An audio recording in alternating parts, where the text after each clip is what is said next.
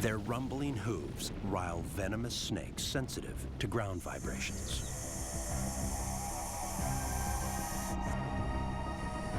The deadly Levantine viper can strike quickly, and it has been known to kill humans in addition to animals as large as camels.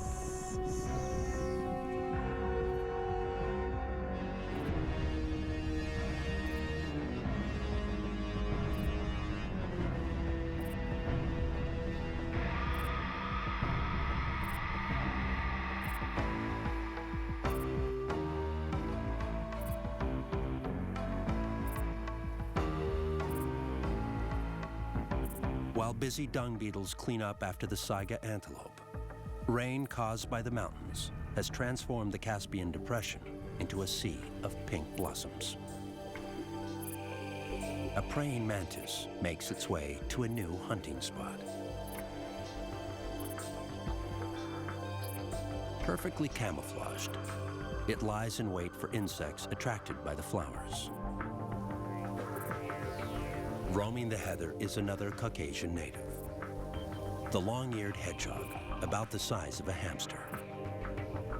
And it's being watched closely by an agama lizard. The stage is set on this little piece of ground for a tremendous drama that's about to occur. The grasshopper fights for his life, but doesn't stand much chance. His remaining jumping leg is amputated, making him easy prey for someone else. Suddenly, the hunter has become the hunted. The beetle's tough keratin covering saves him, but his quarry is lost to the agama. The hedgehog is after larger prey, guided by his sensitive ears. A 4-inch-long centipede, armed with 2 powerful poison claws, needs a careful ambush.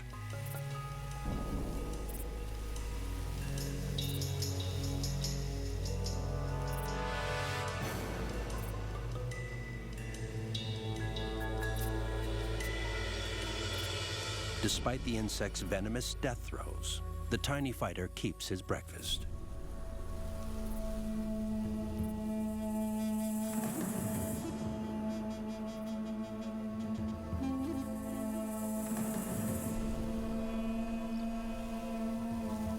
"60 miles south, the land is even more arid and dry.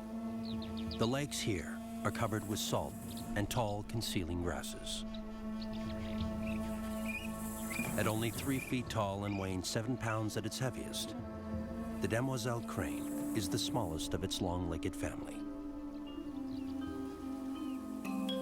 This crane was named by Queen Marie Antoinette for its delicate appearance.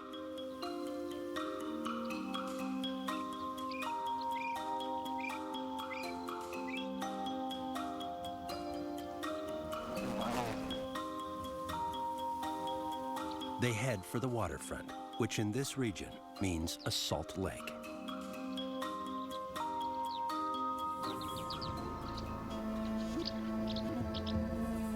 The air here is hot and dry. What little water exists evaporates, leaving only salt behind. It's a desolate landscape.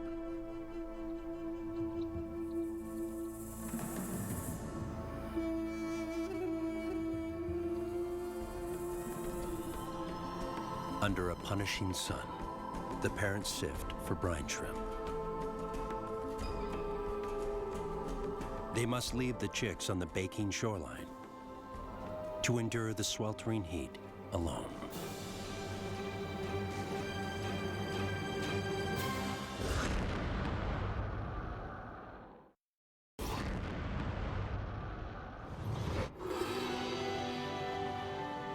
In Russia's southwest, the Caucasus is a land dominated by mountains. Near its southern border, the mountains fade into the North Caucasian steppes. Rivers flowing downhill to the Black Sea create a verdant landscape where local herders graze their sheep and goats.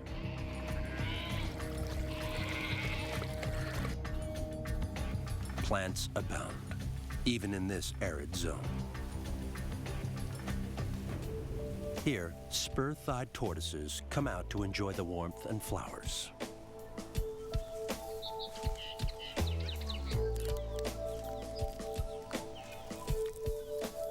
They may take life slowly, but they live long, up to 50 years in the wild.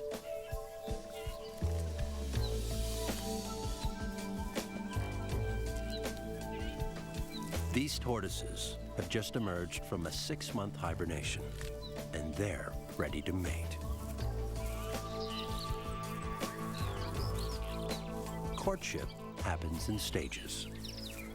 First, pursuit.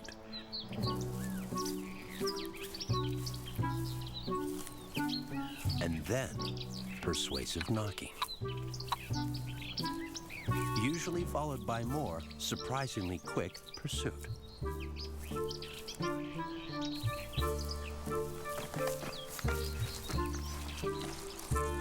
And some harder knocking.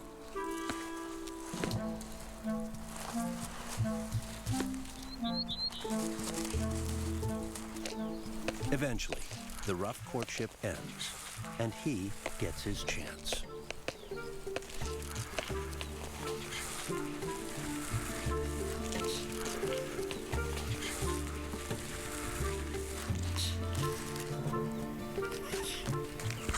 One mating will fertilize several clutches of eggs, which she'll lay 3 or 4 at a time.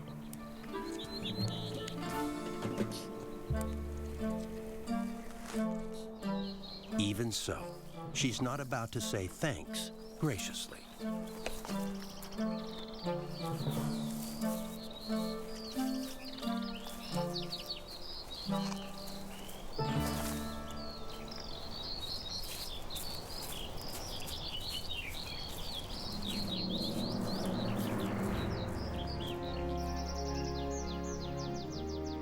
Farther up, above the tree line in the foothills of Kavkazski National Park, a Goliath lumbers across the grassy slopes.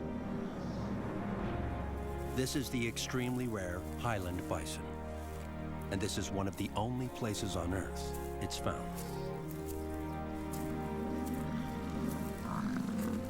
It's a ghostly reflection of the Caucasian bison, a species that was hunted into extinction by 1927, when the last one was killed in the wild.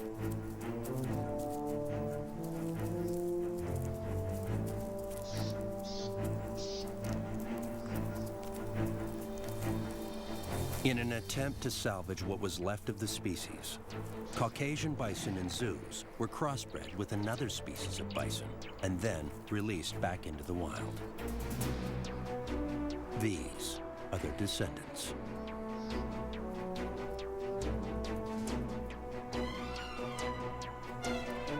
This is one of the few times highland bison have been filmed in the wild. Less than 1,800 roam these hills today. Despite protection, they're still a valuable target for poachers. They've survived centuries of persecution, but this might be the bison's last stand.